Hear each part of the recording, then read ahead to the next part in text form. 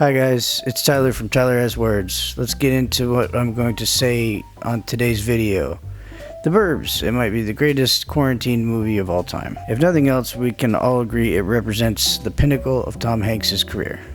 He made a couple of okay movies afterwards, but nothing with the sophistication and grace of this late 80s masterpiece about some dudes from a neighborhood with too much time on their hands and growing suspicions that the new people on the street are human sacrificing Satanists. IMDb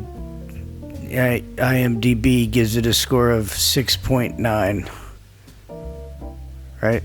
Why is it so good? I shouldn't have to explain this, but I will because that's why I'm making a video. It's cleverly dark, this one, and Tom Hanks screams in that high-pitched way that Tom Hanks screams when he was funny back in the day. It also brings to the fore the fact that we as humans hate change. And when change comes, we accuse it of being a human sacrificing Satanist. How can any other message be so poignant? It can't. Sure, there have been other films and even books with moments about community and teamwork vanquishing evil, but nothing strikes this wondrous chord so emphatically. Make your arguments in the comment section, but I doubt you'll come up with anything quite as moving as the scene where Tom Hanks pulls out a toupee from his tiny shorts in front of two other grown men. Sure evidence that something is running afoul in their sleepy hamlet. I say this is a great quarantine film because most of us are stuck at home, like Ray and the guys, learning more about the people we live around than we would probably ever want to. It brings to light a truth. People are fine as long as you don't have to be near them. A great man once said that. You know what? Edits. I'm removing the quarantine qualifier. The Burbs is one of the best movies, period. Ray, the classic unwilling protagonist, finds himself thrust without understanding into a pitched battle of good versus evil that rivets the viewer and says more about the human condition than any other stupid piece of art has ever managed to do. He finds out that his suspicions and judgments about these strange new neighbors have nothing to do with them and their weird ways. It's all about him.